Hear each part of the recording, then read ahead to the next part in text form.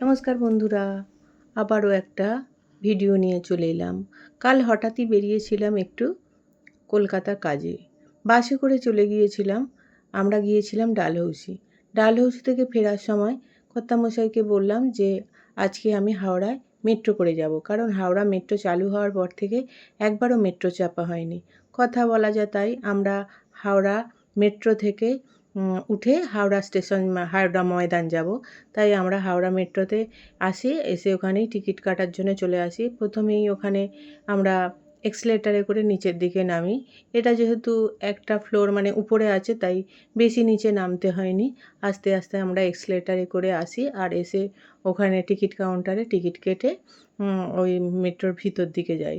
Ticket কাউন্টারে ticket কাটার পর আমরা যখন ভিতর দিকে যাই তখন দেখলাম তেমন একটা ভিতরে ভিড় নেই, খালি খালিই ছিল। কারণ পরের স্টেশনই তো হাওড়া স্টেশন, বেশি ভিড় নেই, একদম খালি। তখন বাজে 1:46।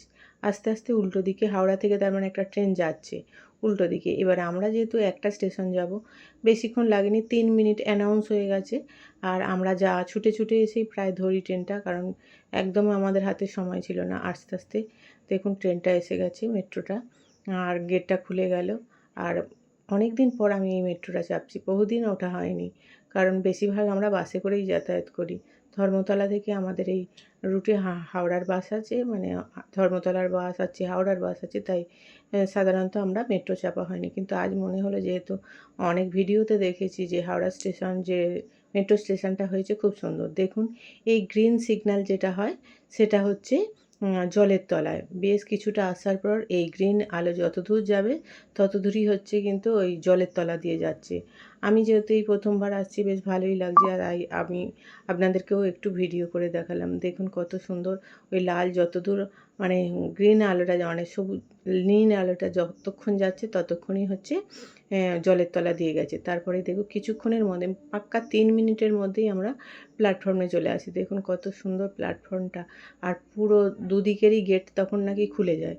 আর এটাই প্রথমবার এলাম, জানি না কোনটা দিয়ে বেরোতে হবে না বেরোতে হবে। আর অনেকটা নিচে আছি এখন, দেখুন কত খাড়াই সিঁড়ি, পুরো উপর দিয়ে আমরা আস্তে আস্তে উপরে উঠি। এখানে সিঁড়ি ভেঙে উঠি, কারণ এই নিচের দিকে আমি কোনো এক্সেলেটার বা লিফট দেখতে পেলাম না। সিঁড়ি ভেঙেই উপর দিকে উঠি। তারপরে বেশ কিছুটা রাস্তা যাওয়ার পর তারপরে দেখা গেল যে এখানে এক্সেলেটার চালু আছে। আস্তে আস্তে এক্সেলেটারের দিকে পৌঁছে গেলাম। যেহেতু এটা লাস্ট স্টেশন, তাই এখানে কিন্তু প্রচুর লোক নেমে মানে সব লোকই নেমে গেছে। আর ওইখানেও ভিড়টাও বেশ ভালোই হয়েছে। দেখুন কি পরিমাণে ভিড়। আর সবথেকে ভালো লেগেছে এই এক্সেলেটারের উপর থেকে নিচটা দেখতে, এত খাড়াই যে ভয় পাবে। দেখুন আমার একটু হাইটে ফোবিয়া আছে, তবুও আস্তে আস্তে উঠে পড়লাম, কেন এত সিঁড়ি ভাঙা সম্ভব আমার পক্ষে নয়। আর বেশ ভালো লাগছিল, পার দিলেই যেহেতু চলে যায়, কিন্তু উপরটা দেখতে বেশ যতটা ভালো লাগছে, নিচের দিকটা তাকাতে কিন্তু আমার ততটাই ভয় লাগছিল। কারণ আমি একটু বললাম আগেই আমার হাইটে একটু ফোবিয়া আছে। যাই হোক, ওপর দিকে আস্তে আস্তে যখন উঠছিলাম বেশ ভালো লাগছিল। তারপরে এখানে এসে গেলাম।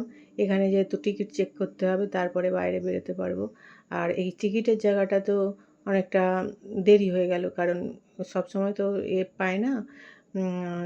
ওইখানটা লাইন দিয়েই আমরা একটু টিকিটটাকে চেক করে বাইরের দিকে আসি। আর এটা হচ্ছে আমাদের 14 বা 15 নম্বর প্ল্যাটফর্ম। ওইখানে এসে এখানে আমরা যেহেতু হাওড়ার দিকে আমাদের ফুলেশ্বরে বাড়ি ফিরবো, টিকিট কেটে আর আস্তে আস্তে বাইরের দিকে বেরিয়ে দেখি তখন টিকিটের কাটা হয়নি, অ্যানাউন্স হয়ে গেল যে আমাদের ট্রেন আসছে। ছুটতে ছুটতে আমরা ট্রেনে উঠে পড়লাম। বন্ধুরা, ভিডিওটা কেমন হয়েছে কমেন্টে জানাবেন। ভালো লাগলে একটা লাইক